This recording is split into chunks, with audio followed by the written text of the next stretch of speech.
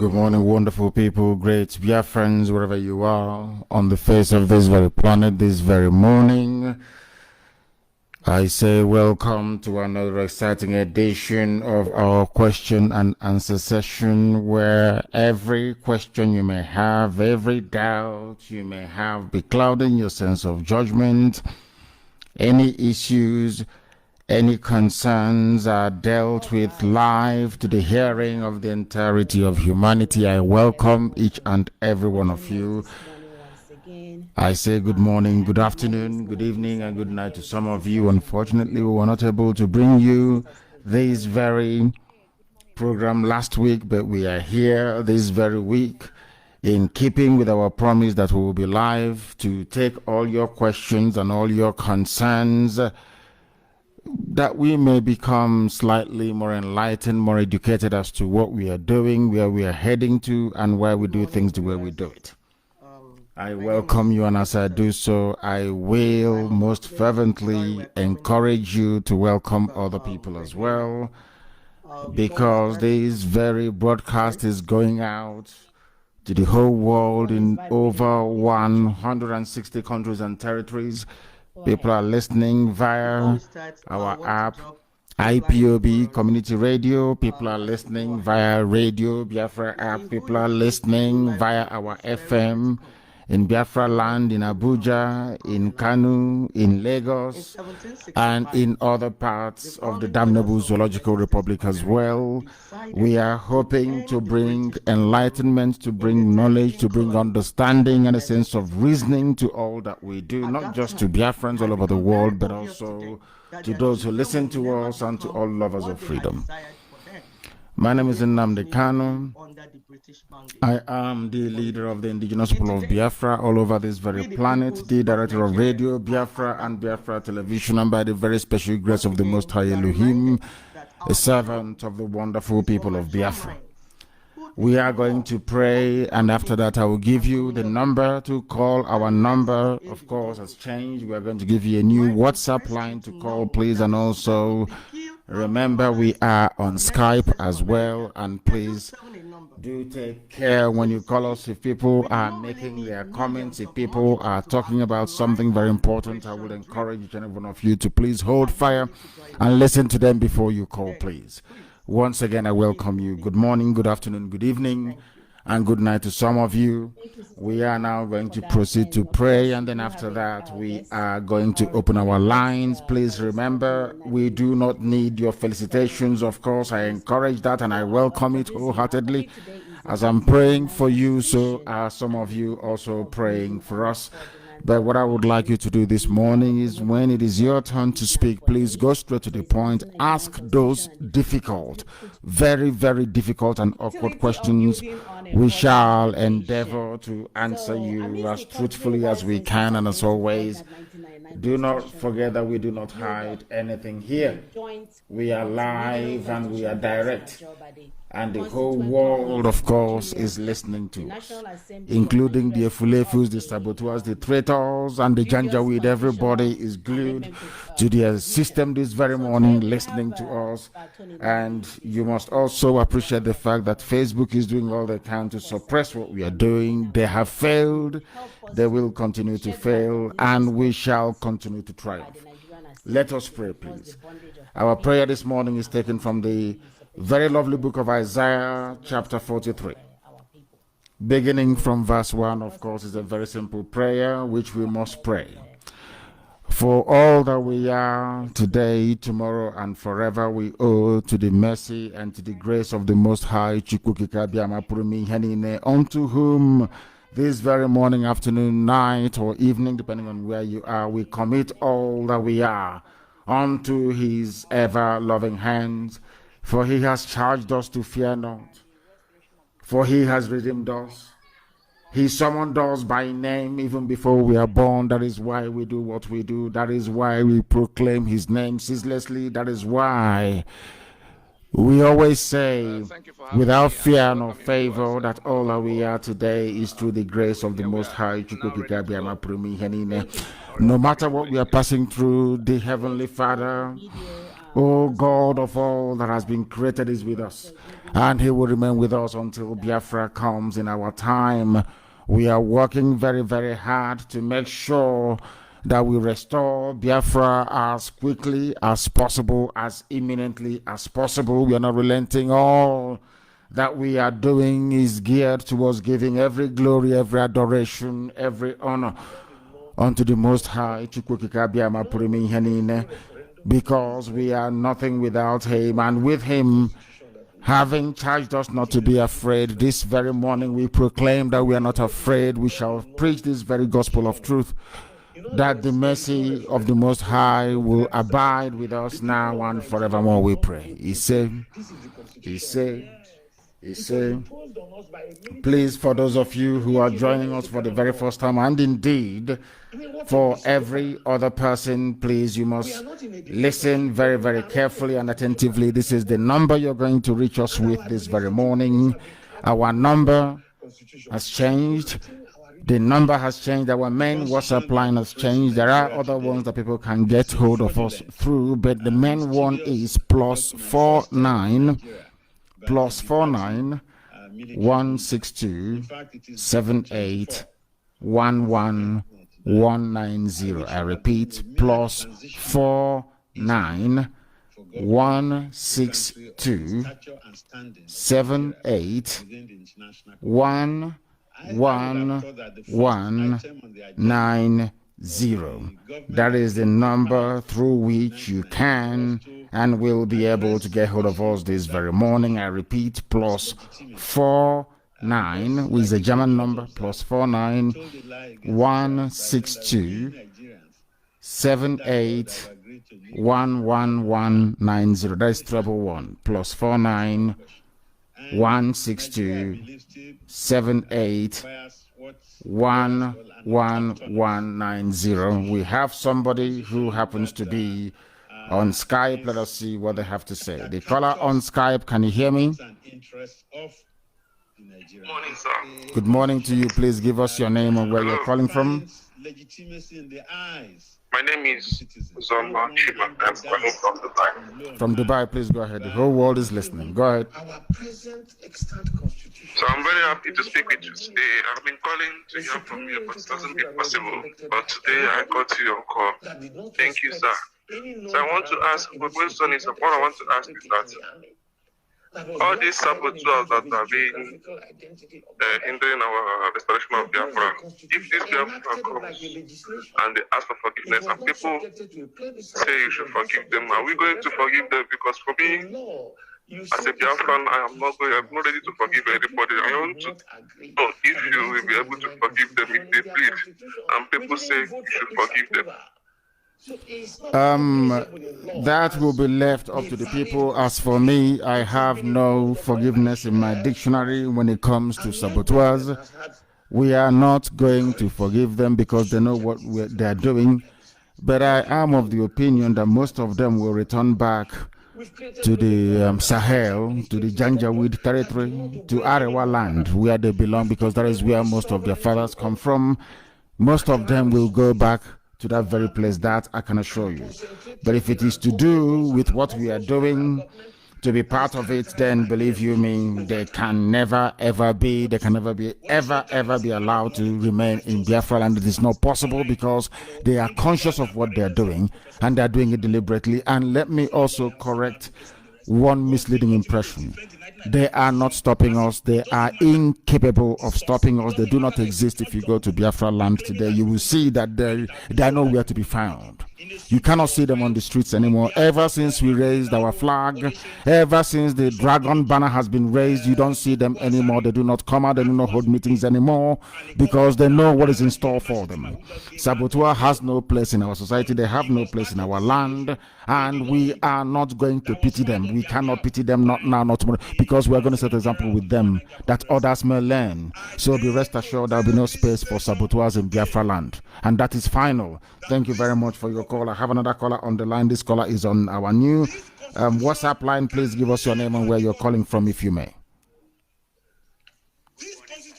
Good morning. Good morning to you, please. Go ahead. This constitution can never give us unity. You're calling from Angola? Most of us in this National Assembly. Please go ahead. We're listening. Go ahead. We don't have the spine to face what we need to make this republic to work peace and progress. What do I mean? Put in line because there are, you taught us how to reason. You understand? So the other day I was doing some research and there are some certain things I noticed because from the main fact we are told that it's the white people that bring church to us. You understand? But since I was born up to this very moment, there are two things I don't understand up to this very moment. That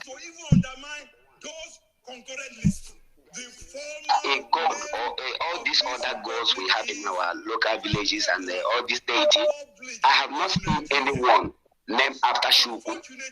I have not seen. We have many chiefs, but Ojukwu is the only Biafra.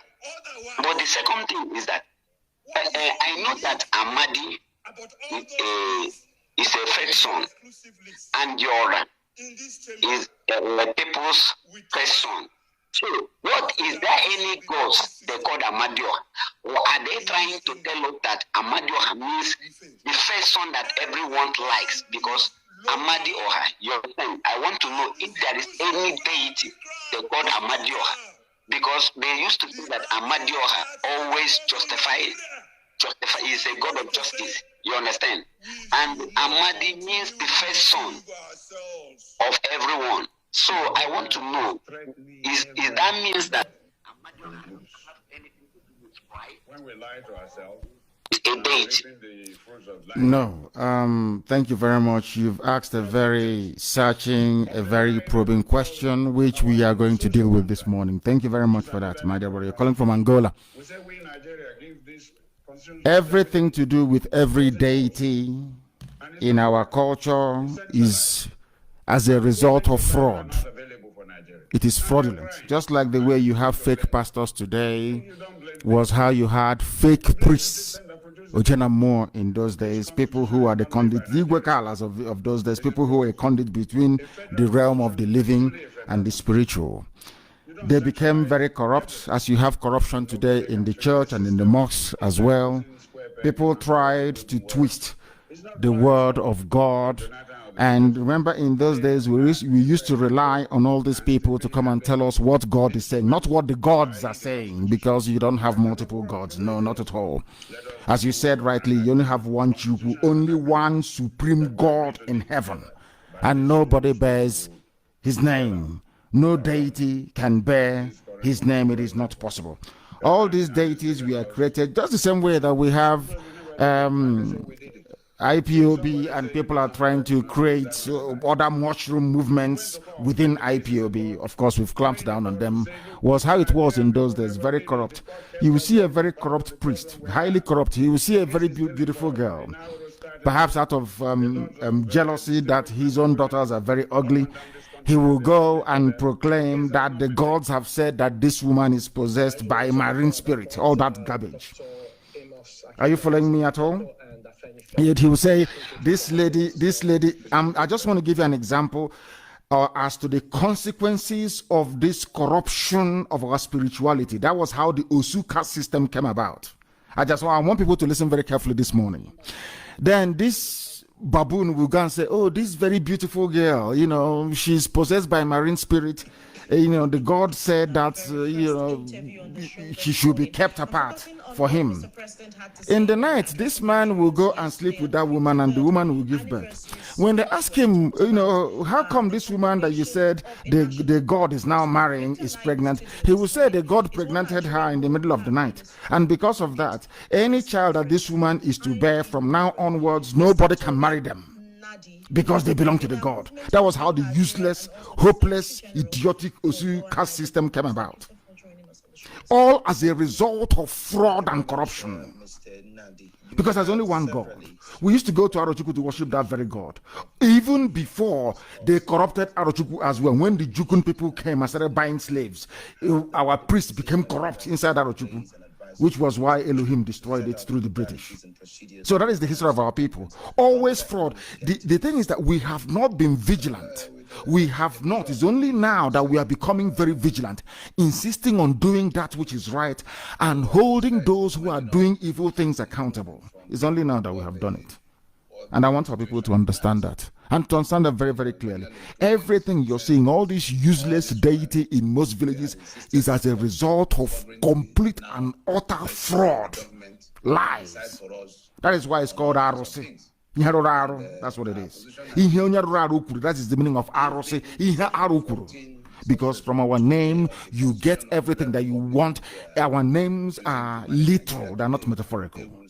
ROC means what something bad said. That was how the useless Osuka system came about. If you ask them, they will not tell you the truth. They will tell you, oh, the God said this woman is possessed. The God said these people should not be touched. It is the idiot, the stupid so-called Dibia Ojanamo, who goes in the middle of the night to sleep with that very woman.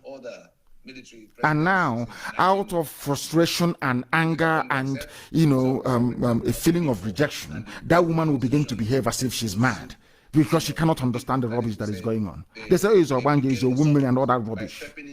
That was how this nonsense came about.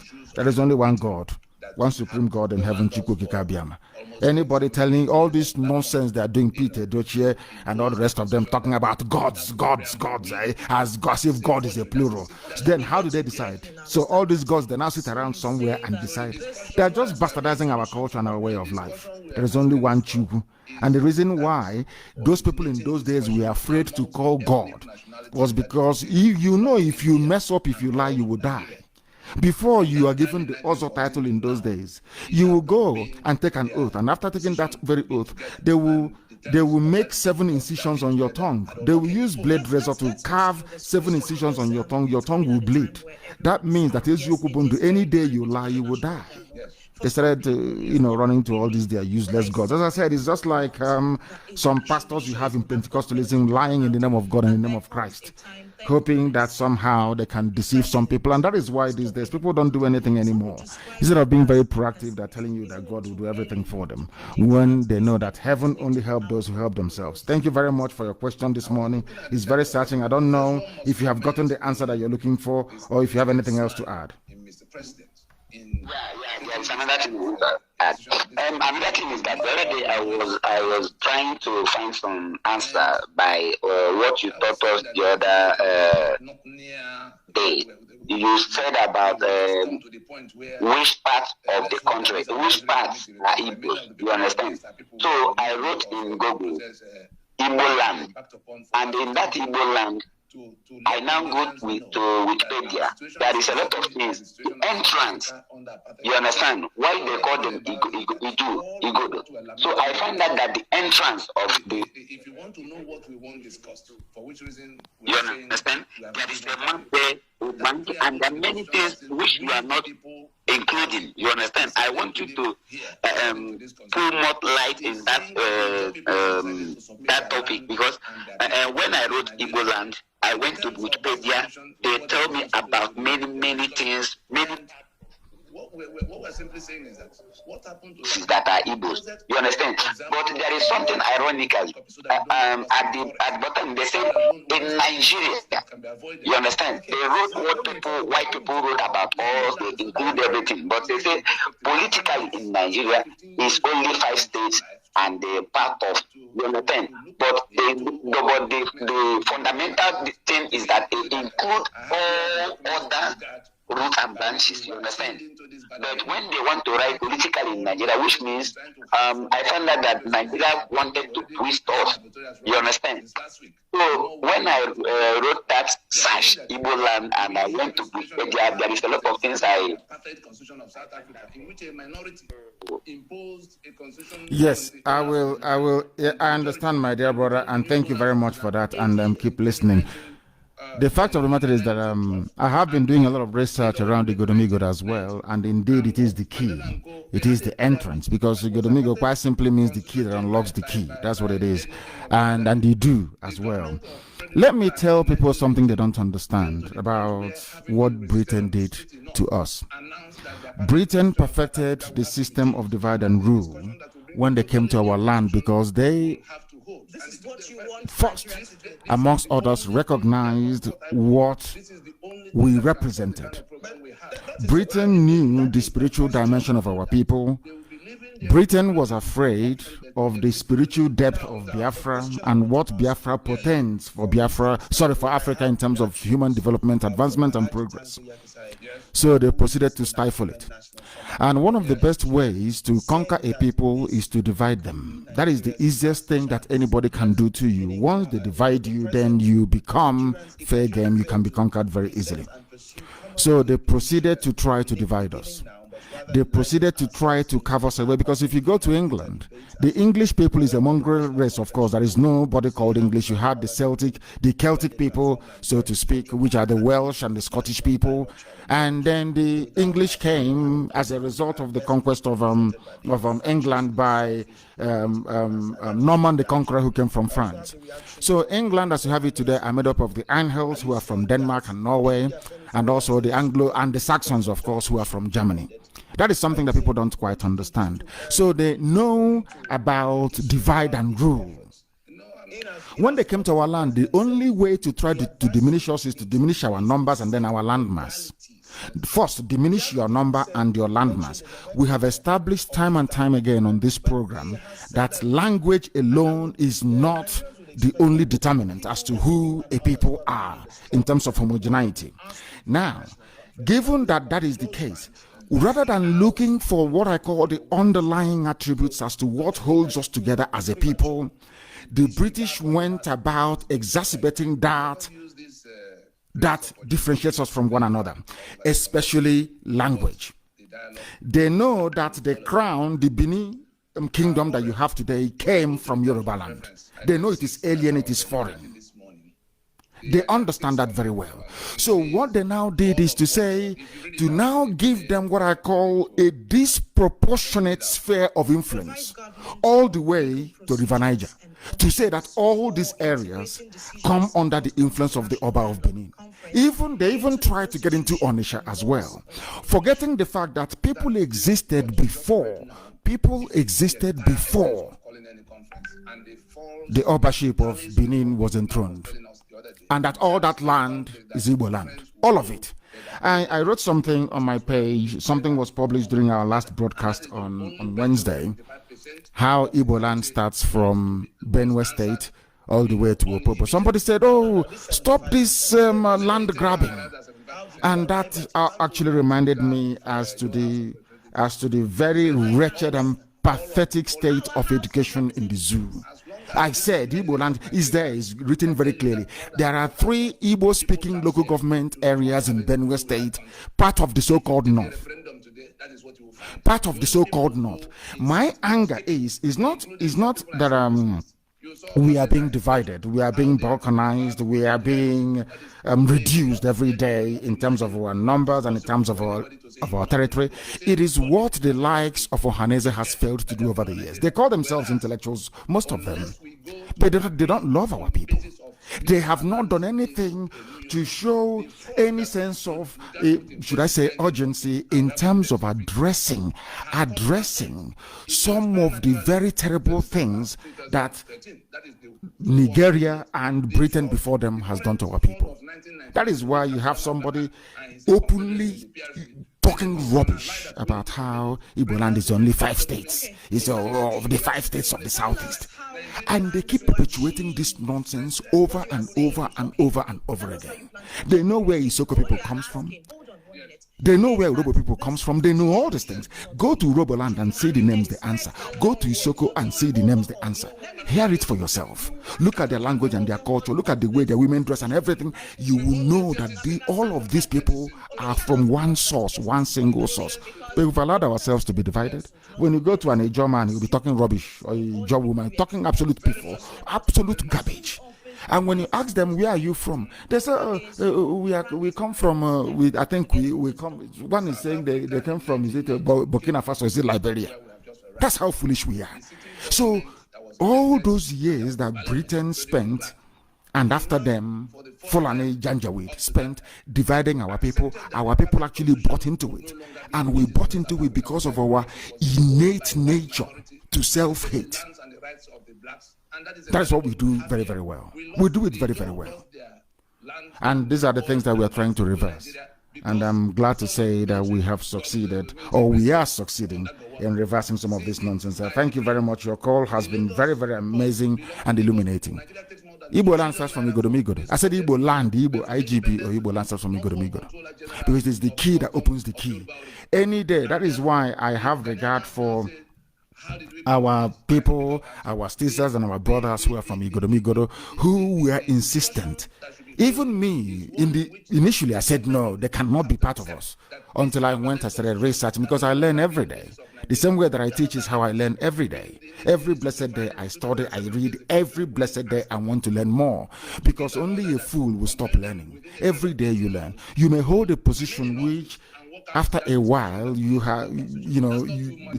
come to realize is no longer valid, and then you jettison it and embrace the new one.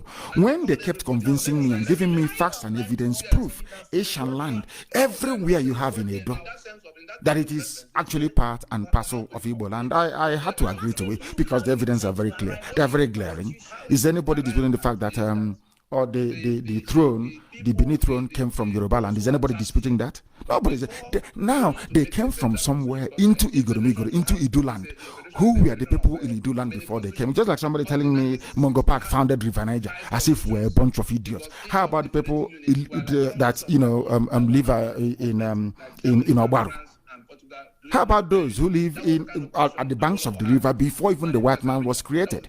So these are some of the nonsensical ideas that we need to jettison and embrace the truth. And the truth is that Igbo land is far more bigger than they give it credit for. And the reason why they keep shrinking us every blessed day, now they have confined us to only 5 states, is because they want to divide and rule us, and they have succeeded. And their agents in Ohanaeze and the so-called governors that you have are the ones actually perpetuating this very, should I say, injustice, so to speak. Thank you very much for that. Thank you very, very much. People are calling from all over the place. I have a caller who happens to be on the line. Give us your name and where you are. The caller on our new WhatsApp line. Your name and where you are, please. And go to sit down to discuss. Can you hear me? Revive it. I tell you that under the Chukwe Buka, to those who are choked here, and 3.5 million people are Chukwe Buka, you're calling from around this work. Please go ahead. OD have been wiped out. Okerenkoko have been wiped out. Obakere have been Chukwe wiped Buka, go ahead. Mazi, nothing much. Were massacred in their sleep. You're breaking. People must be in power. There is nothing that made by man that has no expiring date. Of course. Nigeria is created by man, and the expiring date is near. So that's the only thing I want to contribute. Thank you very much for that. Thank you very, very much for. Let's take this call again. The caller on the line, can you hear me, please? Yes, please. Your name and where you're calling from? Good morning to you. My name is Ojukwu Omodo. I'm from Umoji, Demlin North Local Government, Biafra land. I am in India. In India. Thank you very much. Please go ahead. My pleasure to speak with you today. Have been a long time. I'm trying to reach you. Sir, I am very, very happy I'm congratulating you. Good job, good work you're doing for our people. I thank you personally for myself as an eye-opener to me. I'm very, very happy in India here. We are still trying our best to make sure that our gospel is propagated. Sir, my question is this, sir. These people and these our governors that are still blindfolding people all around in the name to be secure them, to be under Nigeria. Now, what will be the penalty to them? Because they are still deceiving our people, trying to convince people, trying to disorganize our efforts, which I know that by the name of Chukwu Okada, they can do nothing. What will we do to them so that they can be able to vanish away from our land? That's my question, sir. Thank you. The same question that our brother asked earlier. And my answer is always the same. I pray for them to repent and to change. I must be honest with you. I do pray for their repentance, for them to change and perhaps abandon their evil ways. That is what I pray for all the time. But should they refuse to abandon their evil ways? Of course, at the right time, a revolution is going to happen. And when that happens, you know what happens in a revolution. Every traitor and every saboteur is accounted for. That is what happens in a revolution. So all they're trying to do is to delay the inevitable. They now have the chance to repent and do that which is right. I posted something before we came on air this morning. In the north, everybody is agreed on one thing, that they need to conquer and Islamize the rest of the south, the middle belt and the south. A Fulani terrorist buys into this idea or has bought into it. A Fulani politician has bought into the idea. All their emirs and traditional rulers, they've all bought into the idea. There are people who are serving in the army and in the police have all bought into the idea. That is why you see them taking pictures with bandits. Even Ohanaeze alluded to it a few days ago after many months of us highlighting this very fact. They have now alluded to the fact that, or they have now recognized the fact that Fulani people who are working or who are serving in the army and in the police do not arrest their own people. They take pictures with them with AK-47, with assault rifles. They are not imprisoned, but in Aba, people are being raided. People, they go into people's homes, they arrest them. And you'll be shocked that some of the people carrying out all these arrests and all these raids are Biafran people. So, since the Fulanis are organized in terms of wanting to make sure they take over our land, to kill us off, to rape our mothers and abduct our daughters, we should also come together as a people to resist them. And coming together as a people to resist them doesn't just mean only IPOB. It means everybody else. It means Biafran people, even Middle Belt people who are serving in the army. It means the DPP. It means the Chief Justice of Abia State, of all the states we have in Biafra land. For them to understand, they should say to themselves, how come you want me to prosecute our people, to jail them, when in your own land you are busy romancing bandits, you are busy giving scholarships to terrorists, you are busy building schools and colleges for them? Isn't that how intellectuals are supposed to reason? So that goes to the point you're trying to raise, my dear brother, and that was the point that was made earlier. Our people need to be reasonable and sensible. The people you're persecuting, the IPOB that you're against, the people that you're inviting Python dance, telling Buratai come and kill, the same Buratai you invited before to come and kill your people is now telling you he's going to declare state of emergency, and now you're saying no to it. But you are the cause of it. Had Ohanaeze and governors not gone to Buratai in 2017 to say, bring your Python dance, come and kill our people, Buratai will not have the temerity nor the guts to rise up to say, I will declare state of emergency. Can he say such rubbish about Yoruba land, Oduduwa land? No, of course he cannot say it, because Oduduwa elders cannot be as foolish as Ohanaeze was to go and invite a foreigner to come and kill their people. They don't understand the consequences of what they are doing. All these things they are doing, it has consequences. That is something we want these people to understand. That is something we want them to appreciate. And the sooner they understand it, the better for everybody. Thank you very much, my dear brother, for calling. Thank you very, very much. We have somebody else on the line. Let us see where that very person is calling us from. The caller on the line, can you hear me, please? Your name and where you are. Give us your name and where you are. You are live on the air. Can you hear me? No. They cannot hear me. They cannot hear me. I don't know what is going on. They are not able to hear me. Let us take this call. The caller on the line on WhatsApp. Can you hear me? It's reconnecting. I don't know why. The caller on WhatsApp. Can you hear me? No. They cannot hear me, which is quite bizarre because normally these things, they flow very smoothly, but I don't know why they are not able to hear me. So hopefully they should be able to reconnect us. We have people who are on the line. This person happens to be on Skype. The caller on Skype, can you hear me? Yes, Ahmadika, I can hear you. Thank you very much. Please, your name and where you're calling from, if you may. My name is Ken. I'm calling from Katy, Texas. What is your proper name, please? I don't understand what Ken means. What is your proper name, please?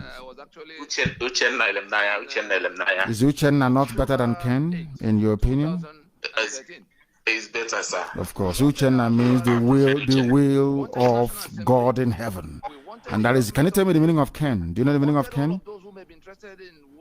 No, sir. Okay, but that is your name. You don't know the meaning of it. Anyway, Ken means a Nordic prince. That is the meaning of it. It's Kenneth. It means a Nordic prince. But Uchenna is far more better. The will of Almighty God in heaven. That is why we are the chosen race. Please go ahead. The world is listening. Yeah, I have two questions for you, sir. The first one is, in the case of what is going on, if you happen to generate to full-time hostilities, just like they did during the Arab Spring, the Arab nations, some of them had to throw a blanket on the internet so that the information of what was happening couldn't get out to the outside world. Now, what if Nigerian government decided to do that on the entire Biafra land? I mean, throw a blanket over the internet. Which other means are we going to use to get information out to the world of what is happening? That's in the case that this degenerates into a full-time conflict. That's my number one question. Then the second question I have is, whenever I talk to my friends about Biafra, they always reference South Sudan, in the way they went into conflict after they got independence. But they never mentioned that South Sudan happened to be a growing economy, the fastest growing economy in Africa. Now my question is, in the event that Biafra comes, what measures do we have to ensure that, factions do not rise up and start fighting for the resources of Biafra that will now lead to conflict, just like South Sudan, basically to prevent South Sudan's situation when Biafra comes? Those are my two questions, sir. Thank you very much. On the first question, the way we're going to get our information out to the world is that we have Radio Biafra, we have Biafra Television. Are you aware of that? It doesn't rely on the internet to do anything. If they shut down the internet, we have that. I'm not going to tell you how we do it, but we have means and ways to get our news to the whole world. And we'll keep broadcasting as well, and Biafrans everywhere will be able to hear us. It doesn't depend on anything to do with the zoo. It is via satellite. Only if they're going to go and shoot down or take down every orbiting satellite within Africa. If they cannot do that, which they cannot do, then our information is going to come out. That is number one. And then number two, people talk about this, it's very lazy, useless people who do not understand history. These are poor students of history. Where are you, if I may ask? You are in America, is that correct? I'm in America, yes, sir. Which is the greatest country in the world right now? America, of course. Did America fight a war or not within themselves or not? They did. They fought a civil war. They even fought the British. They fought. After fighting the British, they even fought themselves. Did that stop America from becoming? Did that stop the USA from becoming the greatest country in the whole world right now? No, sir, I did not. Is what is happening in Sudan, according to what you said earlier, which is of course is correct. Can you tell me who has the fastest growing economy in Africa? South Sudan. Is there any family you can go to in the world right now where there is nobody quarreling another person? If we look at the list of no. Even in your family, are you telling me that everything is very peaceful? Even husband and wife, they quarrel, don't they? They do. The people killing people in the bandits, the terrorists killing fellow Fulani people in Katsina, where are they from? They are from Katsina. That's my case. Thank you very much, my dear brother. You've asked a very intelligent question, and I believe we have answered it very, very intelligently as well. Thank you very much, and try and become part of the IPOB family, and God bless you too. Nnamdi, bless you immensely. I have a caller on the line. I don't know if this caller is capable of hearing me on Skype. Can you hear me? The caller on the phone, can you hear me? I can hear you. Please, good morning to you. Your name and where you're calling from? My name is Mazi Christian Ojukwu. I'm from Enugu State. And where are you calling from? But I'm calling precisely in South Africa. From South Africa. From South Africa. Please go ahead. We are listening. Please go ahead. First of all, I want to greet all my brothers and sisters, IPOB family. Also with you, Mazi. You have tried a lot to us. I started following you as of 2012 to date. So I believe that I have captured one or two things ever since I saw this world. Thank you. But all I have to say right now is that when you come to all this in life, imagine even Jesus Christ had a Judas. So out of 12, there is a Judas. Then we calculate how many people living in this planet. So you bring out each 12 one. Each 12 you bring one saboteur. So you find out that we have millions of them.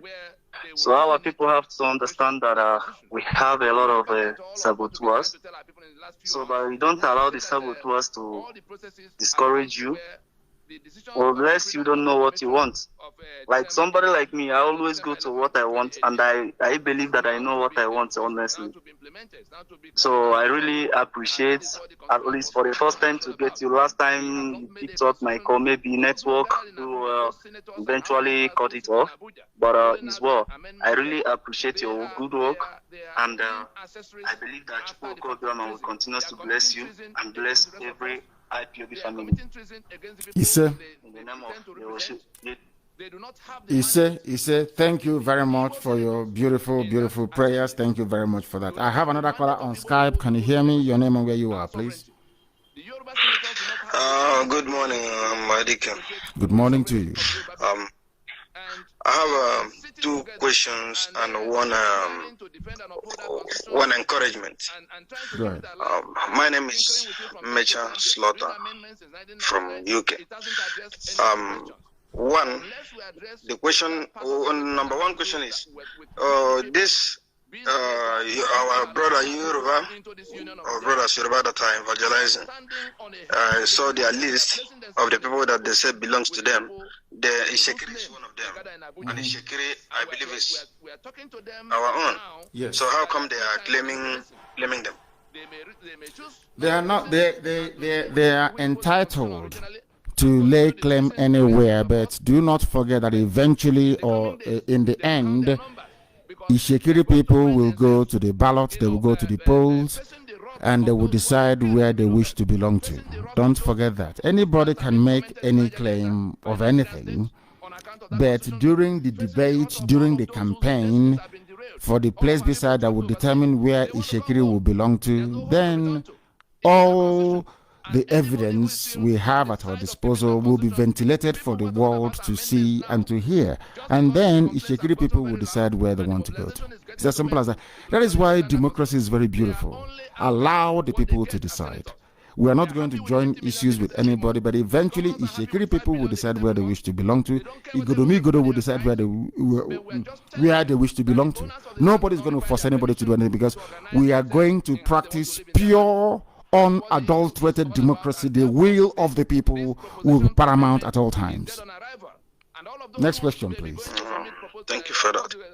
Yeah, the next question is that. And now, every time you are broadcasting, you tell us that you tell the British. I want to know, is it in writing, or have you gone to them, or is it the broadcast that you believe that they are listening to?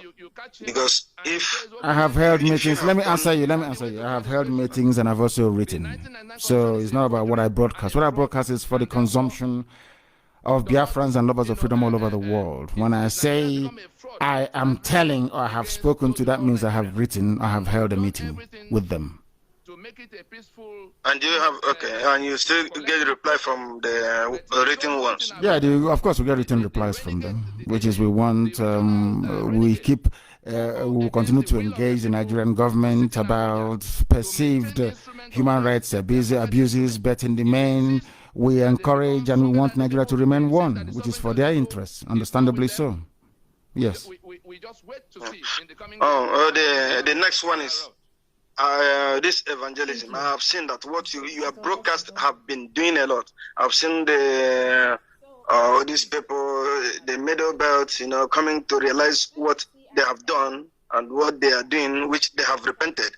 Then I've seen the Oduduwas, because this evangelism, what you are doing, I don't think it's, maybe we are, we are saying we want Biafra, but this broadcast will make people to understand that they will even pull out from the Nigeria before us. So which is very, very good. Then now I said with this one that they have just done in London here is heard everywhere. What I am encouraging, what I want you to do, please, even if it is not this 1st October, any other day, or even do more before that time, let every place that the Biafras are, let us evangelize there. Come out en mass and do the evangelism so that if people do not see us, they will hear about us. It's very, very important, and it will not be once. People will begin to ask these people, who are they? What do they want? Thank you very much. You have made a very compelling argument, and that is what people don't understand when they say to us sometimes, what has IPOB been able to accomplish? What have we done with our agitation? These are the things they don't understand that we have been able to accomplish. If not for what we are doing, do you think that people from the Middle Belt will rise up and say that they are sorry for the role they played during the war? Of course not. These are the things that most people don't appreciate, the level and the depth of work that we have done and will continue to do. Thank you, my dear brother. You've raised a very important point. Thank you very, very much. And we shall see what we're going to do in order to encourage what the Oduduwa people are doing. Thank you very, very much for that. I have a caller on the line. I wonder if this very caller can hear me. This caller, can hear me? The caller on the, no, they cannot hear me. The caller on WhatsApp, can you hear me? Yes, I can hear you, sir. Good morning, sir. Good morning to you, my dear brother. Your name and where you're calling from? My name is Ojukwu Ebo. Ojukwu Ebo is from Mbano. Thank you. Mbano is in Biafra land. That reminds me of Okoti Ebo as well, who is from Igoromigodo land. Very, very interesting. We answer the same names. Please go ahead.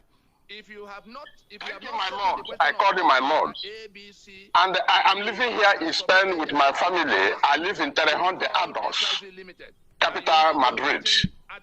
And I am an IPOB member, deputy coordinator in Zone 5, San Cristobal. So, my lord, let me ask you one question. I have 5 questions to ask you, but let me go straight to the first one. We all know that from the fruit of your lips, I said all the whole world, not only Biafra, not Africa as a continent, but the whole world know that it is that agreement amongst them. Fruit of your lips, people enjoy good things. That is missing. We had an agreement. Thank People you. enjoy good things. But the unfaithful have an appetite for violence, which is not from us. My first question now is, what are we going to do about the tunnel our enemies are building at Loba Uku? That is number one question. Should I go to the number 2, or you ask this one first? Let me answer this first. We have responded to Mietiala, and we have told them, made it very clear to them in no uncertain terms that we would not allow any illegal presence of Fulani terrorists in our land. That includes Lop Anta or Lop Ugu. Very, very clear. We are making it abundantly. Let me tell you also something that people don't know. Do you know they sent Nigerian zoo soldiers to Lop Ugu to go and protect the land they have forcibly taken from the villagers? Some of you have seen our mothers protesting in and around that very area. Everybody has seen it. But as I said, is when you have a compromised leadership on the ground, as you have with your governors and also your Ohanaeze, this is the type of nonsense you get. They sent Fulani soldiers to come and guard Fulani land grabbers in Imo State and in Abia State. Very, very sad indeed. Of course, we are not going to put up with that rubbish. As I've said before, they should go to the townships and rent houses the same way we do when we go to the north. Or they can build, they can buy land in the township and build. We have, that is something unique about us as a people. that most of the world are envious about. We are the only people that we come from village, but we live in the town. We are the only people. If you ask somebody now in England, oh, where are you from? I'm from London. Where in London? Oh, I'm from Hackney. Where were you born in Hackney? They'll say, oh, St. Philip's Road. Who comes from St. Philip's Road? We don't come from St. Philip's Road. I come from Isiama Faruku. These are the things that our people don't even know what we have. We have township where we can live and work and do all of that, but we have our village where we come from. During Christmas, during celebration, during New Year festival, we go back to our villages where we come from. That's where our umbilical cord is buried. Now, let's say you live in a street in a town somewhere, and you live on the 17th floor of a condominium, of a block of flats. Backyard is concrete. Outside is tarmac, is main road, and you gave birth to a child in that block. Where are you going to bury the umbilical cord of that very child? We send it to our village where we come from. That is who we are. And most of our people don't understand this. If you allow Fulani Janjaweed to come and take over our forest, if you allow them to come and desecrate our land, what you're trying to say in essence is that this very land that we hold very dear, this very land that our ancestors, through the grace of the Almighty God in heaven, gave us directive, gave us divine revelation as to how we're going to live with our land, that all that history for thousands of years we're going to destroy it overnight. People come from Lord Ugu, from Lord Anta.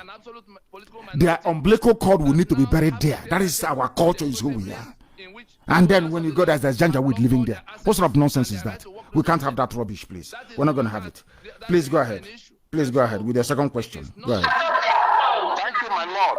My second question is about the zoo passport that is in our position.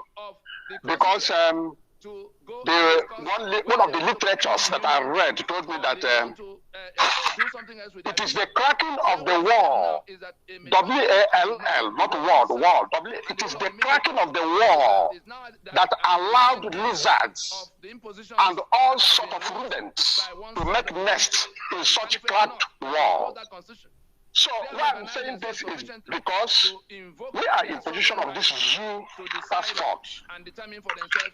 How do we do? Can you use that your power which God has blessed you with and discuss with the authorities in diaspora so that they can give us a temporary document and for us to release this zoo passport and get it done.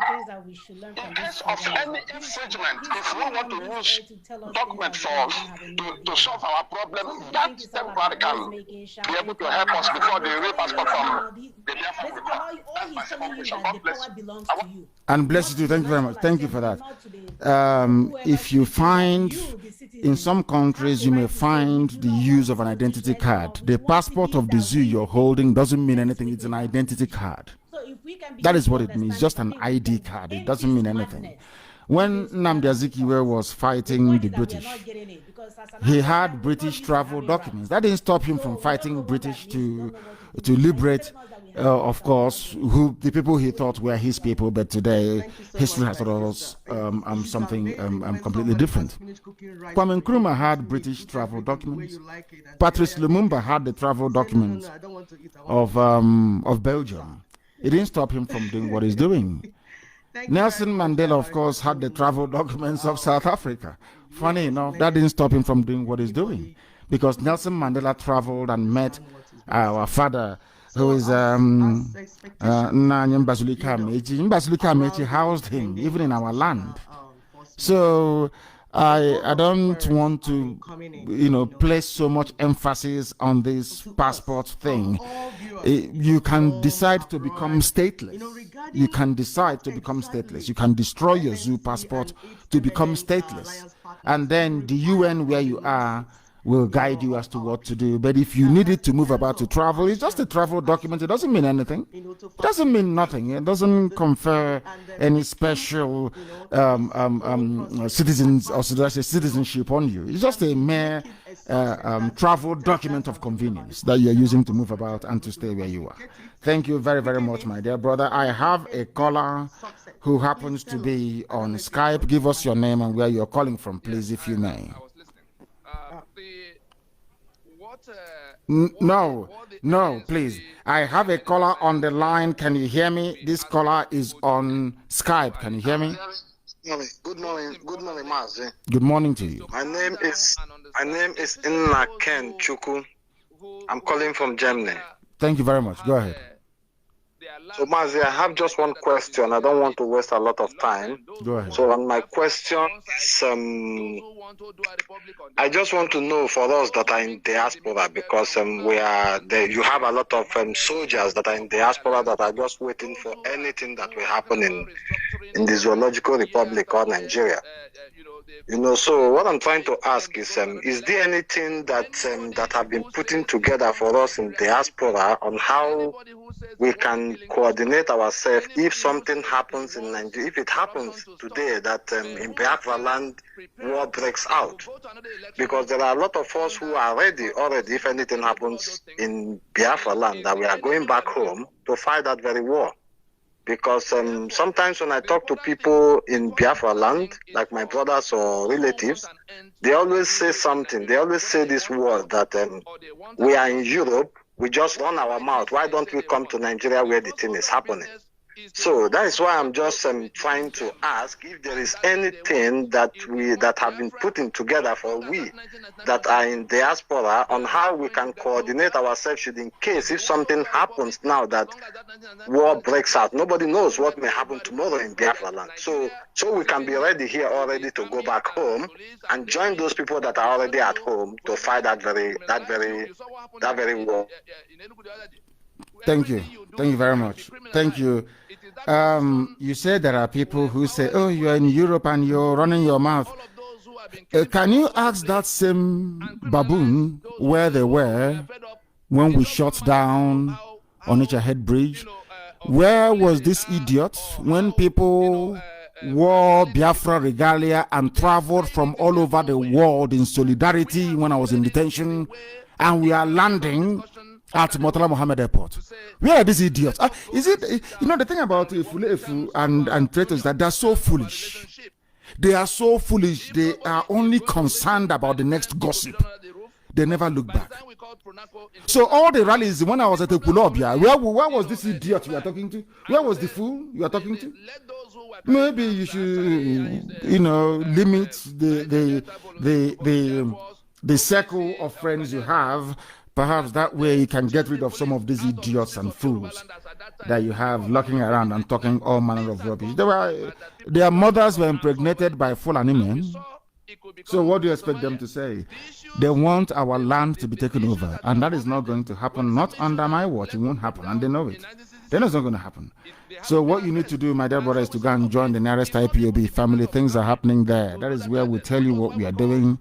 That is where you are going to do all you can to support this very effort we are making to restore Biafra. Thank you very, very much for your call. Thank you for that. I have another caller on the line. This caller, can you hear me? Good morning, sir. I can hear you. Good morning to you. Your name and where you're calling from, please. Yeah, my name is Igwe Emmanuel. I'm calling from France. From France. Thank you very much. Please go ahead.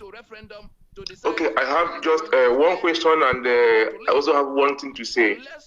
My question is, since we know that the Fulanis are coming in our land with the help of the maybe the governors and the politicians, why can't we start taking them, using one of them as an scapegoat, so that the rest of them we learn from one person? So why can't we take one of them off? Why? Because I know once you give the order, maybe anyhow you want to give the order. Once you give the order, we will do something to take one of them out. So why can't you give the order so we will take one out so that the rest we learn? I prefer to do what Yeshua did, which is to keep praying for them to repent. That's what we do. But we have raised our banner. I want you to go and study what it means. In the medieval times, what it means to raise the dragon banner. Go and study it very well. And then you will understand what shall become of all these people. Thank you very much for your call. Thank you very, very much for your call. I believe I have another caller who happens to be on Skype. Give us your name and where you're calling from, please. Thank you, sir. Good morning, sir. Good morning to My you. name is Uwa Sophia Obaze. I'm calling from Norway. From Norway. Thank you very much. Yes, sir. Sir, I want to ask you a very, very difficult question. You know, good morning, everybody, lovers of freedom all over the world. My name is Uwa Sophia. Of course, many of you know me. Sir, please, you know that tomorrow is Edo election in Edo State. And the name is Igodomigodo, fraudulent call Edo, which is Ado from the Yoruba land. And Oba of Benin said they have already rigged it, of course we know. And you know, the meeting Oba of Benin called a week back. He said in case if it happened to be like Jonathan Buhari issue, that Obaseki should say congratulations to Imam Pastor Izeyamu. So, sir, our boys, of course, they will rise up and fight for their right. Of course, I believe that 100% or 98%. So, for example, they ring the election and our boys, because Igodomigodo is the key to Biafra land, 100%. We know they argue that one, and our people are ready. Of course, they are not showing their faith, but they are ready, because through this election, we will get Biafra. I want to ask you, sir, for example, Igodomigodo children, both the Asian, Uchi, Agedebude, Okbila, Esako, the Benis, they rise up and said, I want to take my glory. We want to break off this useless country called Zukamo, the other republic. Sir, will you help them? Will you back them up? Because all of us, we are fighting for the same thing. You understand? Although many of them have not joined IPOB. They are not in IPOB in that zone. So, will you back them up or will you join them? Because the key is Igodomigodo. Sir, sorry to say this. The problem we have in Igodomigodo is not Fulani, it's the Yoruba, the Oduduwa people, because they conquer us. I have the audio and they said they conquer us, they fought war with the Igodomigodo people and they placed their Oba there. So they want to conquer us the second time, we will not let them do it. So our people are very well know that they conquer us, they conquer the Igodomigodo people. So right now we want to take our glory back, sir. If they start and be fighting the Yoruba Janjaweed, the Lebino Janjaweed, will you support them? That is my question. Thank you, sir. Thank you very much. If I can support the Middle Belt to be free, if I can support Oduduwa to be free, why won't I support my own flesh and my own blood? And before any Ifulefu begins to talk rubbish, go to your village and look for a man who is over 80 years old and ask them what their father said to them or told them about the war of the Idu and Oba, which is the Igodomigodo war itself. So it is there in our folklore for people to avail themselves of. I will support our people in Igodomigodo land with everything that I have. And I will also encourage other people as well, not just in Biafra land, but elsewhere, to be free. Because we know the result of the election is Yamude Imam, the pastor Imam, is going to be declared the winner. We know that for sure because APC wants to take the state and they will take it. That is what they do. And then in the next couple of weeks, I'm sure they will ask you to go to Ondo to go and vote as well. And in 2023, they will ask you to vote. And all our exercises in futility. We all understand that the only thing we need now is a revolution. We need a change of not just the way we govern ourselves, but the way we reason as well. I thank you very much my dear sister, for your contribution and continue the hard work you're doing. Igodo is Biafra land and nobody's disputing that at all. If you're in doubt, go and ask an elderly man in your village. Ogo Idunoba, that saw the enthronement of an Oba in Iduland, Igodo. It is there in history. Some of you don't know history, we cannot help you. Let us take this call. I have another caller who happens to be on Skype. Give us your name and where you're calling us from, if you may. Whether they run as senators or they run as governors to be governors or they want to become councillors. It's taking time. The caller on the line, can you hear me on Skype? The caller on Skype, can you hear me? For your debt. And we are saying to you, it is yes, please. Your name and where you are. What we are asking you to do. Yeah, my name is Frank Chukunanyarama Aflogo. I'm from Anambra State, precisely from Obunka, precisely. I'm calling from India. From India, please go ahead. Yes, I don't have much question to ask. I just want to enlighten our people concerning that language divided and rule issue concerning the 5 state issue. Yes.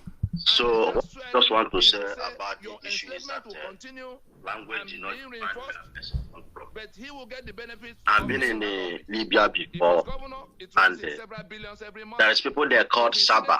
There are people there called Triplo, which is Traplos. If in Libya, they will call it Traplos, which everybody has Triplo. And there are people there called Zoarino, which is Zoara. If Zoara, if you speak, if you travel to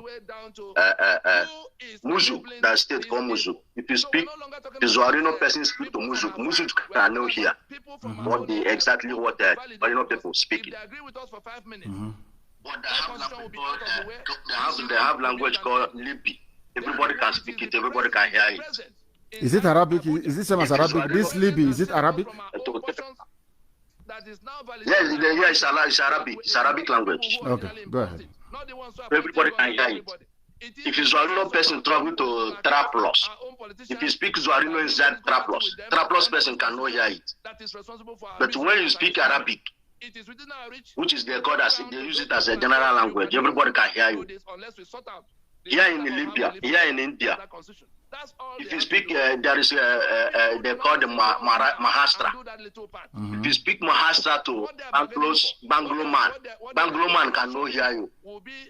But when you speak Hindi, they can hear you. Yes. Then when you from Delhi, which is the capital city, travel to a place they call Pune. If you Delhi person speak language, when you travel to Pune, the Pune man cannot hear. But when you speak Hindi, everybody can hear. So I don't know where people get all this about language or those 5 states. If you not speak Igbo, which means you are not Biafran, so I don't know where it's rubbish.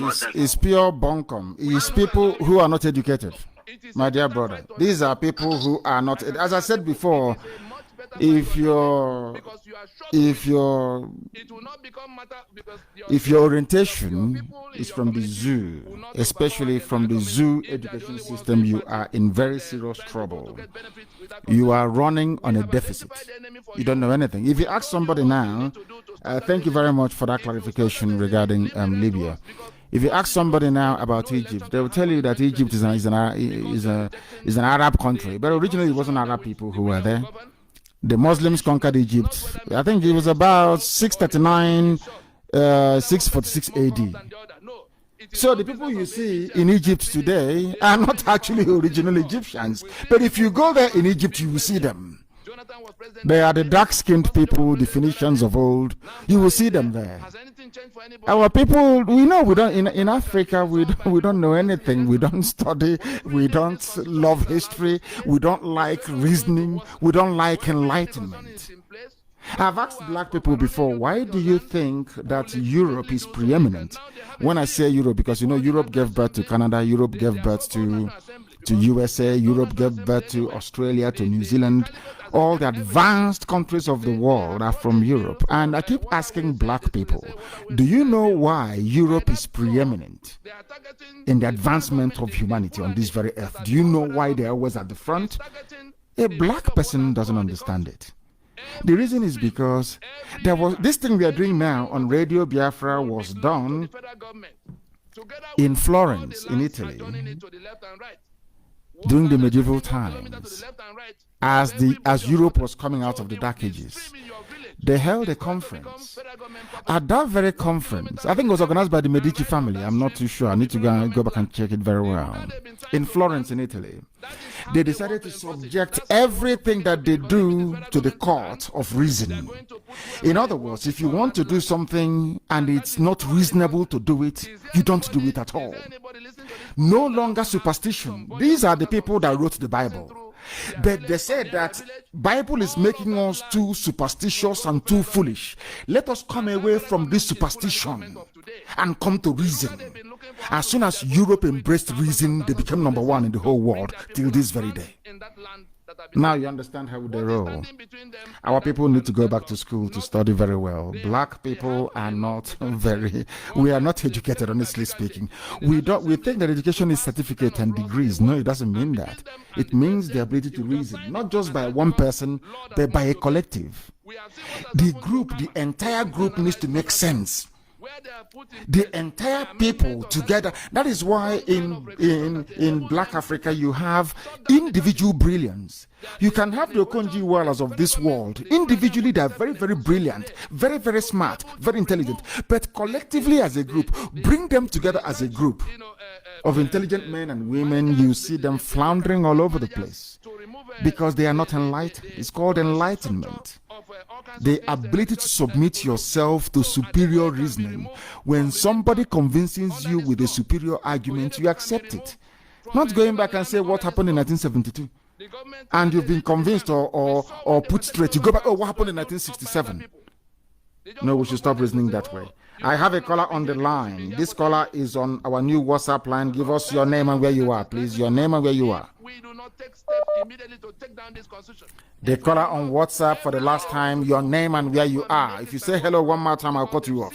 Your name and where you are. All the controls for making law. And it will become my name is Anelechi Simenu Kenye. I am calling from South Korea.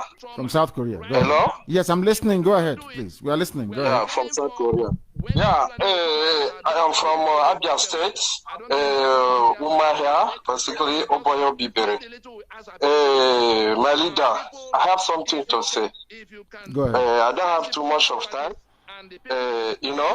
Since 2012, we are inside this struggle. Why not to declare something can make you bring Biafra now, but we're not wasting time again? No, I cannot do that, and I will tell you the reason why. The emergence of Biafra has to be an organic process where we take people along, not just taking them along in their conviction that freedom is a good thing, but in the way they reason, in the way they think, in the way they apply themselves, and also how disciplined they are. You said since 2012, we have been preaching Biafra is now to declare something again. Again. That is the problem we have as black people. In 2012, we were preaching on this very platform, and very late that very year, IPOB was formed. 2013-14, I taught the world. 2015, I was arrested. I was incarcerated for nearly 2 years. I was incommunicado because I was sick and recuperating and making my way to Israel on the 3rd year. So all these years we've been together. For 3 years, I have been out of circulation, so to speak. Now listen very carefully. You are trying to educate. Listen, getting Biafra is the easy part. Sustaining the model that we have in mind is going to be very difficult. In order for us to make it easy for us and for everybody else, we need to enlighten, we need to educate. Look at all your governors. Look at Ohanaeze, for instance. Look at those that reside in Lagos and in Abuja. Look at all the battles we are having to face with the Fulefus and the saboteurs everywhere. Do you think that all this resistance should not be overcome first before we make any declaration? Or do you want us to make a declaration now? And the Fulani colonial masters that you have now, those who are colonizing the Ohanaezes of this world and your governors, those who are appointing governors for you, they will make our life hell in our land using these people as proxy. Don't you know that? Sometimes our people, you need to trust us, we know what we are doing. Our march towards freedom is unstoppable. But each step of the way, every step we take, every move we make is for a reason, is for a purpose. And eventually and ultimately Biafra will come. I share your impatience. I want it to be today, tomorrow. But the sabos cannot be there as we are marching into the land of freedom. It is not possible. And somebody could have said to Elohim in heaven when the Israelites left Egypt, why don't they just take a straight route from the northern land of Goshen all the way, just cut across and jump into Gaza and then into the promised land? Elohim said, no, because you won't appreciate it. I'm going to take you on a detour, on a longer route. And eventually they got in. And eventually they fought their way in. What I want us to be doing right now is to be asking ourselves, what are we going to do to support this very effort that we are all making to restore Biafra? Because Biafra is very imminent. Looking at the zoo, do you think the zoo will survive the next 12 months? Is that what you think? It cannot survive it. They will bribe. You know, when we say these things, they go. All they do is that they go to Ohanaeze and they give them money. They go to the governors. They say, don't worry, you'll be the next president. And the governor goes to his village and says to his village, what IPOB is doing is going to deny you your right, because I'm been lined up to be made the president of the zoo, Nigeria. If you allow IPOB in this village, it means that I am no longer going to be the president, and none of you here will be senior special assistant. You're not going to be looting money as the Fulanis have been doing. These things are very, very powerful and very persuasive arguments to some people. So these are some of the things we are seeking to overcome. We went to war in '67. There was no global media outreach. This time, the narrative is different. We went to war then with nobody being able to tell our story. Now it is different. We went to war being demonized by Britain and by Fulani Janjaweed and by Yorubas and Middle Belt. Of course, that is the truth. They demonized us. Nobody can rise up to speak on our behalf. But today, is that the case? Today, Middle Belt has apologized. Today, Oduduwa is asking for their own freedom. Today, everybody have realized that Igbo man is not their problem. Today, we even know that Igoromigoro is Igbo land. So it is now becoming very clear to all of us. And had I declared Biafra in the year 2017, would all these things have emerged? It wouldn't have. So sometimes we know what we are doing. But let us not forget we are under the supreme guidance of heaven itself. Chukwu. Thank you very much for that. Thank you very much, my dear brother. Go ahead then. Yes. Borno State. Yes. I know how these Fulani people are. I know how they are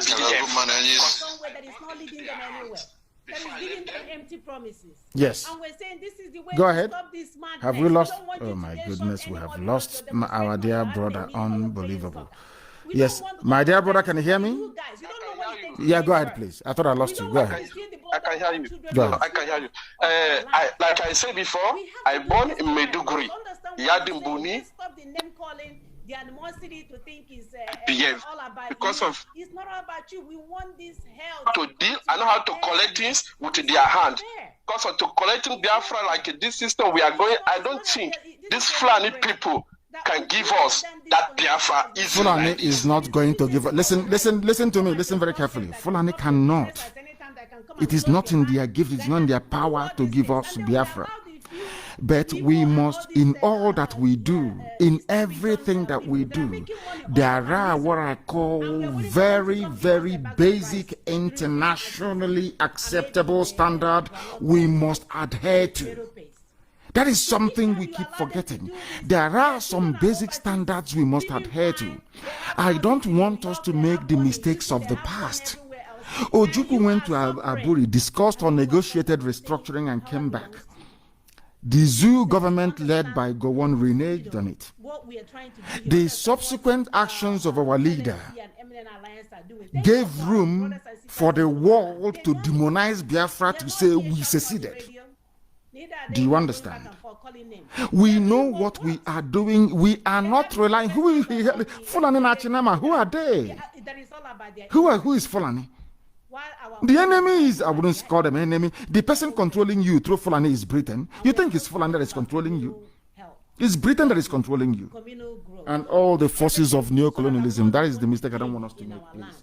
Who is Fulani? Don't give them credit they don't deserve. Fulani who are not polished, enlightened, educated enough to do anything. All they do is to move cattle from place to place. How can they be holding us? Fulani is not holding us anything. It's Britain that is using Fulani as a smoke screen, as camouflage, to be holding us. Just like the man behind the Buhari mask in Asorok. Thank you very much for that, my dear brother. Thank you very, very much. I have another caller on the line. Another caller on the line on WhatsApp. Give us your name and where you are, please. Their line is fluctuating. It is fluctuating. I will give them a few more seconds. If it doesn't come on, then I will proceed to the very next person, which I have just done. The caller on the line, can you hear me, please? The caller on WhatsApp, can you hear me?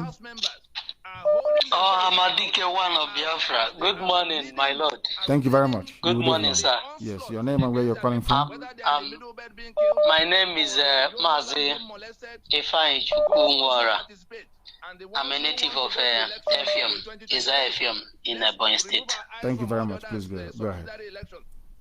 My own director, I'm very happy to hear your voice for the very first time since this struggle began. Talking to you on phone. I'm happy. I'm blessed. I'm blessed today. I'm very blessed. You're welcome. I have a very critical and disturbing question. Go ahead. It's not about our struggle, but of what our people is going through in Biafra land. Does this system, more especially in Anambra State, that's where the thing is mainly domiciled. I don't think it's so in other states. There's this group of people that are called touts. They give themselves different names, but all of them are Aburo touts. Yes. Are you getting me? These people don't have any significant job that you say that this is what these people are doing, or they are government internal generated revenue agency or something of that nature. They will group themselves and station themselves in different locations, and they are there to intimidate and harass and extort money from our people. They're suffering in this country now. And there are people, there are some people that have a very good lucrative business that are out of business today because of what is happening in this country. There are some people that are employed, that are civil servants, that are out of their work today because of what is happening. There are some people that are workers in construction companies. There's no work, there's no construction work going on in this country now. They are out. So most of them borrowed keke or hired purchase, or they were able to gather small money that they made from their work or from their business. They purchased keke to be sustaining their family. Then somebody that has nothing, that is not doing anything, a young, full-blooded young man that is full of life, will be on the road, station themselves in different locations, in strategic locations, that they know that these keke riders, bus drivers cannot escape. Those people will station themselves there, extort huge amount. By the time you do your business, sometimes you will work for them. You go home empty-handed. And if you insist that you will not give them money, if you dare ask them, what am I giving you this money for? Including people, if you buy something from the market, you carry the thing on your head, you pay. You carry it on wheelbarrow pushers, you pay. So, Hamadik, I want to ask, is there anything you can do for us to tamper? Because we can't be suffering from the zoo police and army and all that the federal government imposed on us. Then our own people will also be a torment on our flesh to impoverish us the more. Most of these keke drivers and bus drivers and all of them, many people are even afraid to go out to do a legit business to sustain their family because they are afraid that these people can even kill you if you refuse to give them the money. They will beat you to stupor. So, Hamadika, my question is there anything that can be done at least to give these people relief? To give these people a relief, these guys need to look for something to do. If it's that keke, they should not get their own and right. That thing they are doing is not job. They are destroying the life of our people. Mr. Hamadika, I want to know, is there anything that can be done to relieve us from this mess? Because I know this can be in Biafra land. It won't be. Thank you very much for that, my dear brother. But I wanted to listen very attentively, please, and everyone was around the world. If you've joined us this very morning. Now listen very carefully, please. Those people you call touts and arboros and they charge you money in the market when you buy something, they stop the keke and they take your keys and they make your life a misery. Do you think they fell from heaven? You may not know this. They were set up by the same people you voted for or you claim you voted for. They are called men of task force, either from the governor's office or from the local government area. That is why they can do anything they like and they get away with it. It is the culture of politics in the zoo. Some of you have forgotten that the dumbing down of educational standards in the zoo, the shutting down of industries in Biafra land, the deliberate policy of mass immigration from Biafra land in search of greener pastures have reduced us to a bunch of wild animals. That is something you don't seem to understand. The people who are on the streets extorting money from people don't want to do it, but the governor empowered them as task force. Local government chairman empowered them as task force to go and get money for them. The same thing that happens with police checkpoints. There is no difference. If those in uniform can do it and get away with it, why can't ordinary unemployed people? Look at all the industries we had under Dr. Michael Okpara shut down. Look at all the industries that Simon Bakwe built, shut down, destroyed, decimated. Even stockfish that we used to bring into Aba and textile, Obasanjo himself destroyed it with a stroke of the pen. There was a time that we used to import goods and services from Iguacha Seaport, closed down, shut down. People have no jobs to do. So you only have two choices. Do you have them on the roads extorting money, or you have them carry guns and become armed robbers in the night? Which one do you prefer? None of them is good. That is why we are fighting to restore Biafra. And that is why I know if we had all the money in the world, we would have engaged them meaningfully. They don't like what they are doing. They don't like it at all. But they need to survive. The basic human instinct is to try and survive. And that is what they are trying to do. I'm not condoning it. I'm not saying it is good, but we are going to get rid of it. But you must understand what led to it. When Obiano instituted his task force, that is what they are going to do to extort money from people. The various local government chairmen established their own task forces, and that is exactly what they are going to do, extort money from hapless commuters. We need to stop that from happening, and we need to provide alternative. That alternative is going to be provided inside Biafra, not outside it, because anything you do, they will go to Abuja and they will kill it off. Thank you very much, my dear brother, for that very searching question. I have another caller on the line. This caller, can you hear me? You are on WhatsApp, can you hear me? The caller on WhatsApp, can you hear me? Yeah, I said good afternoon, I mean. Good morning from there, Mozambique. From Umuaka. From Mozambique, in the province. Mazi, I have two questions to ask this morning. Go ahead.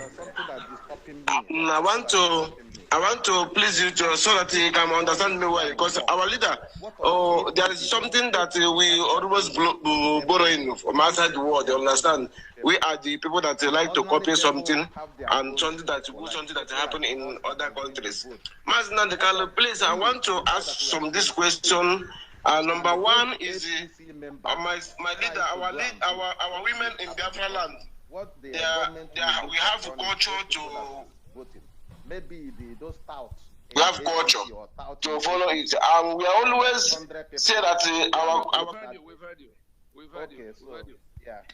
You are discussing boycott. What you are discussing. Our mother's home and Biafra land. When, like this year in Mozambique or other country, if somebody looking for the documents and other things, they say that you want to have marriage with the woman from there before you have their own documents. My leader, my question is, if our people get Biafra now, our women want to marriage, other foreign country want to marriage have marriage with our women. To get paper of Biafra land. If they do divorce, this issue of divorce, are you going to accept? Are we going to implement in Biafra land? Because there's divorce in other countries. If you have paper, if that person cannot, the marriage cannot go on, he can go and divorce. Because most of that is not our culture. How are we going to follow this matter? There are two issues you raised. One is, can foreigners marry our daughters to get Biafran papers when Biafra is fully restored? And the answer is yes. We are not going to regulate who falls in love with who and how. If people are in love and they want to get married, nobody can stop them. After all, most of us are abroad and we married other people's daughters as well to get the papers of those countries. So the same thing is going to happen. We cannot do it outside and expect it not to happen in our land. But what I'm saying is, which is a spin-off from this very question that you asked, and the answer that I'm providing is this. Our women should be the ones actually at the forefront of this very struggle and this very fight to restore Biafra. At least that way, rather than going to a criminal Pentecostal pastor and praying and fasting to get husband, there will be abundance of husbands everywhere for her to choose from. Because we'll be in our land, marrying our own daughters, making things possible, so to speak, the way it was in the past. That's what I have to say about that. And about divorce, if there are some things that the state cannot regulate. And Biafra land is not going to be an interventionist state where the state has to decide what happens in a marital home. We're not going to do that. If people want to get divorced, that's entirely up to them. If they want to stay together, that's entirely up to them. But the states will try to support the family as the very basic unit.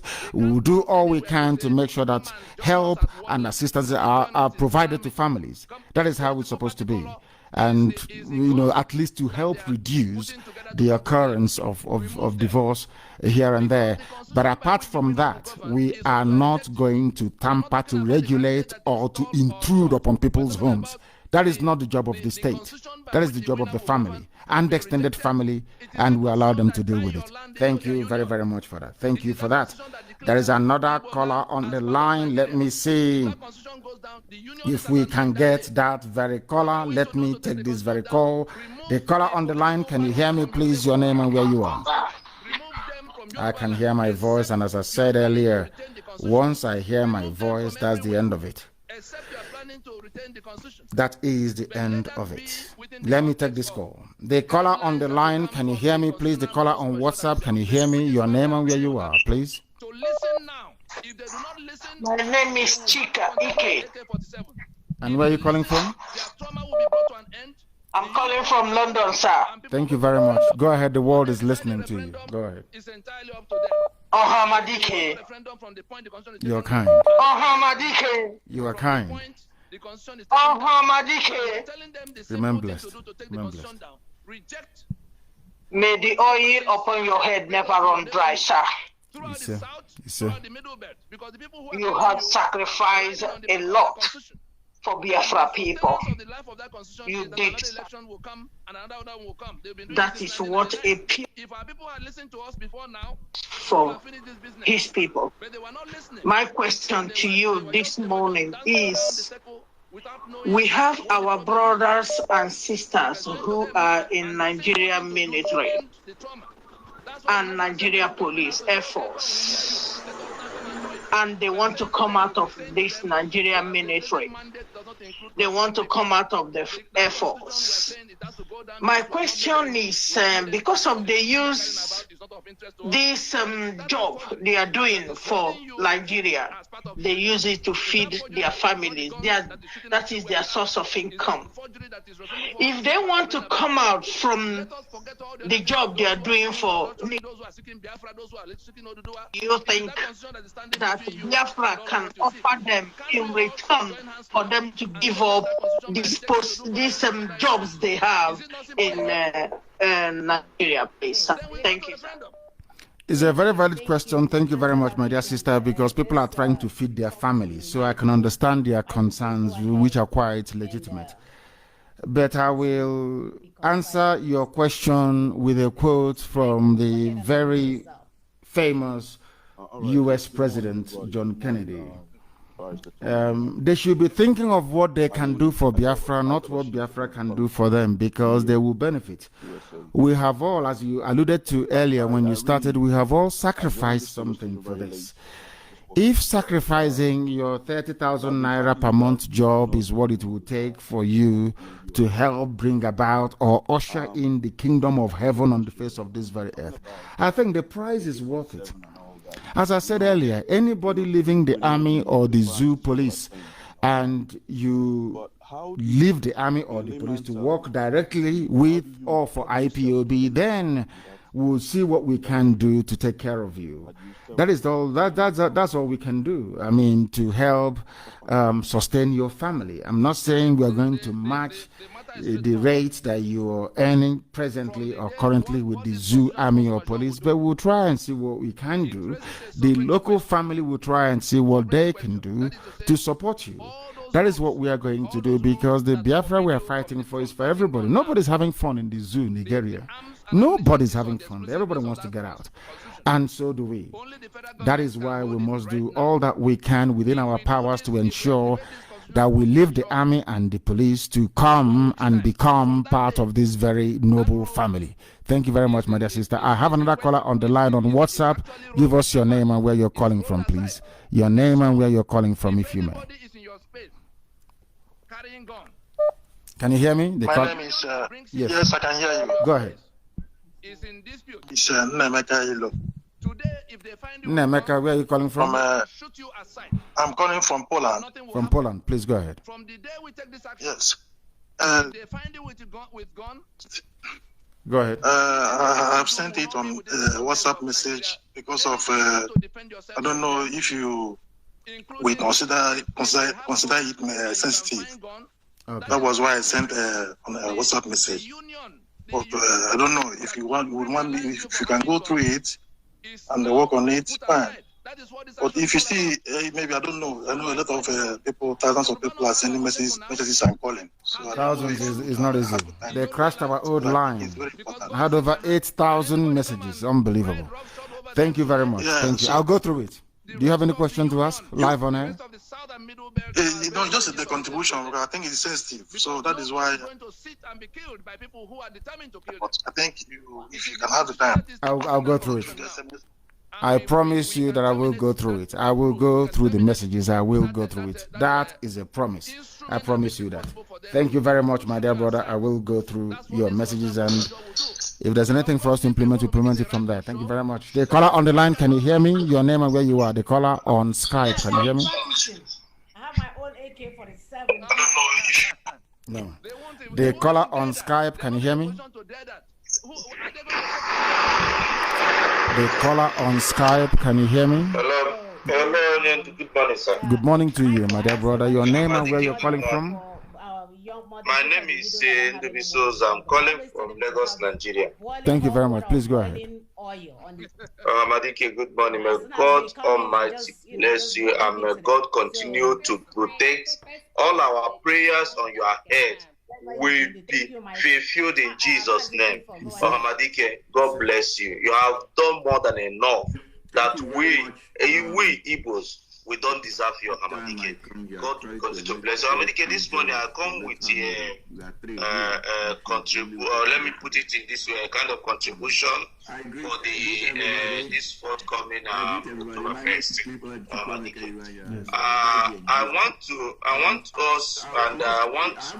want us to put more awareness on this, because the life of our children matters a lot, because there are a lot of we're in Nigeria, there are a lot of attacks, a lot of terrorist attacks, as in plant attacks coming up, or a serious one. Even recently, a few days ago, my brother left Lagos to Abuja, and during that week, there are a lot of attacks, as in Fulani bandits attacks, very rampant in Abuja, and now they have pointed many states, even Rivers State, pointed many states that they are going to seriously attack, and no one knows when this attack will take effect. It can happen during the time of maybe any marching of whatever useless independence remembrance or whatever they will do. So I want us to say more on as this issue, create more awareness so that our people will remain at home. We sit at home. Let all the Biafran land be silent. In fact, let everybody just enter house. Cook soup, cook anything you feel like, eat and enjoy yourself. Let our children never come out to risk at their lives, because Nigeria don't deserve. And that's where the questions lie. Or lose any single person for Nigeria. Thank you very much. Thank you very much, and well spoken. Thank you very, very much for that. And let me reiterate this very morning, every coordinator in Biafra land, every principal officer of state, every servant of the wonderful people of Biafra must ensure that there will be no market on the 1st of October. Nothing will happen, not even churches, no mosque, nothing whatsoever. There is going to be total silence across the entire land of Biafra, because there is nothing to celebrate about the zoo. The zoo have brought death, misery, mayhem, poverty, and impoverishment to our people, and that day our silence will speak for us. It will be so loud that the whole world will not fail but to understand that we are fed up with the zoo. There will be no marching. I am telling parents in Biafra land, do not kid your children or dress them up to come out to march for Fulani Janjaweedism. If you're celebrating 1st of October, you are celebrating Fulani mediocrity, you are celebrating British neo-colonialism, you are celebrating poverty, you are celebrating deprivation, you are celebrating Mietiala terrorism, you are celebrating banditry, and you are celebrating idiocy. And we're not going to have that in Biafra land. So parents, be warned. Do not send out your children, because there will be terror attacks in Biafra land, planned, orchestrated, and executed by Mietiala terrorists in Biafra land. They are there now in place. Some of them are even in the army and the police as well. Do not risk the lives of your children. Biafra land will be empty and very silent on that very day. Markets will not open. Markets will not open. Nothing will happen on October the 1st. Very, very important. I have a caller on the line. This caller is on WhatsApp. Can you hear me? If you can, your name and where you are, please. But in effect, it's a movement for no Nigeria. The caller on WhatsApp, can you hear me? No. The caller on WhatsApp. I can hear you. Thank you. Your name and where you are, please. Good morning, Amadike. Good morning to you. I'm calling from Scotland. From Scotland. Give us your name again. You're from calling from Scotland. Give us your name again. Abel, yes. My name is Chukwuemeke. Thank you. Please go ahead. Yeah, I want just to use this opportunity to appreciate you for the work you've been doing. Thank you. You've really opened our eyes. I'm originally from Delta. Yeah. So it really opened our eyes and our mind of what we've been hearing. So a lot of things that we don't know before, you really open our eyes. So I just want to thank you very much. Thank you. Thank you for that. Thank you for your call. Thank you for your call. I have a caller now on WhatsApp. This caller, can you hear me? Sorry, on Skype, rather. On Skype. Can you hear me? The caller on Skype, can you hear me? No, they're not there anymore. The caller on Skype, can you hear me? Hello? Yes, please. Your name and where you are. I can hear you, sir. Yes, your name and where you're calling from. Yeah, my name is Kelechi Oham. I'm calling from Netherlands. From Netherlands. Go ahead, please. Yes, sir. Sir, I don't want to waste most of our time because I know so many people are on the line. There's something I really want to know, and I think some of us will also want to know that about former President Goodluck Jonathan. I don't understand that man. I don't understand because you are not alone. Me too, I don't understand him. You are not alone in misunderstanding him. I don't understand him either. I can understand the first lady, President Jonathan, but I don't understand Goodluck Jonathan. Go ahead. Yeah. Because he whose house is on fire cannot chase that, and many things are happening even within his own region. As a former president, he have never said anything. We don't know where he belongs, and I think the way we see saboteurs, I think is the same way we see him too. I wouldn't go that far. I think that he's misguided, as his namesake was, Nnamdi Azikiwe, Dr. Azikiwe was. Who happens to be his namesake. They are misguided. All this, they are one Nigeria rubbish, trying to play the good guy, trying to show that they are detribalized, all that junk, all that garbage. Never paid anybody. He never pays. He'll be forgotten, very quickly forgotten. Maybe he'll be remembered as being a very tolerant and a decent human being. Nobody's saying that Jonathan is an evil man. Of course he's not. Jonathan is a very nice, decent, honorable man, but he hasn't got the liver nor the heart to lead the nation. He doesn't have it. He doesn't have what it takes to serve his people. It's the same old rubbish. It's just like he will get one of those Nzuko that you have of Igbo people in Lagos or in Abuja claiming that, Al-Haji is their friend. They want to build one Nigeria. And when you ask them questions about the same one Nigeria they claim they want to believe in, you see them floundering all over the place. So Jonathan is actually is a very big mistake, to be honest with you. He's not strong enough. We need people who are patriotic, and he's not one of them. Sabu, of course, he's not. Honestly, that's what I wanted to clarify, because it's good that we know where he stands and we know also where to place him, because he's one of us, and if he's in the side of saboteurs, we have to know. If he's not in the side of saboteurs, we also have to know, so that when there's time of reckoning. Jonathan is not a saboteur. He's just misguided. Emergence of Biafra and those who were against Biafra emergency. Of course. We hope that before then they will all change and become useful to these very efforts to free our people from bondage. Thank you very, very much, my dear brother. Thank you very much for that. We have the time now is approximately, I think it's about, say, nearly 10 minutes to the top of the hour, 10 minutes to 9 a.m. in the blessed land of Biafra. There is another caller who happens to be on WhatsApp. Can you hear me? Your name and where you are, please. Good afternoon to you. Good morning to you from here. Your name, please, and where you're calling from. My name is Okebaram Chedozi. I am calling from Greater Noida, India this afternoon. Thank you. Mazi, I would like to thank you for what you have been doing for us and your consistency. I always draw strength from there. Mazi, please permit me to make this announcement to our people, to Biafrans living in India. This announcement is on behalf of IPOB National Coordinator in India, Ms. Mazi Ojukwu Okwi. We are advising every IPOB, every Biafran living in India that wants to join IPOB to hasten fast and do so. The people in charge is 880013 3187. I call it again, 8800133187.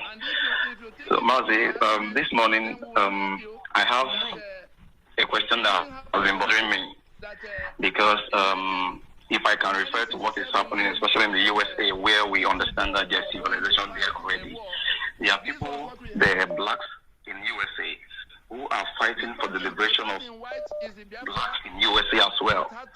But the fact is that these people are not able to understand how the what the LNC has done is to take us from being that fighting those that are fighting against them. Being the majority. So this morning, like let me use this young woman. Her name is Candace Owens. Yes, she's a conservative. I've been following her for some time.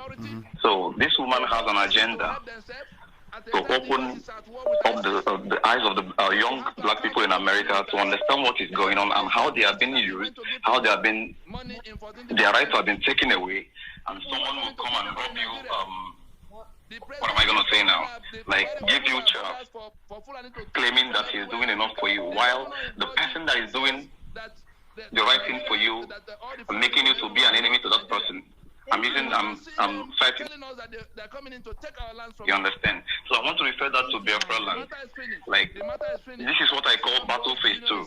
Because after Biafra is achieved, there are these people amongst us who doesn't understand what Biafra means, who don't care, or they don't process information the way it's supposed to be. Because from my own view, I understand that the reason why you teach us, the reason why you're doing this program, not only to liberate Biafra, but to also to liberate our level of reasoning, to also up our level of reasoning, so that we can reason to some level of standard, so we can have some level of standard in our reasoning. But these people, we have them amongst us. They are our people. We can't chase them away. But these set of people, whenever you look at them, not they are saboteur.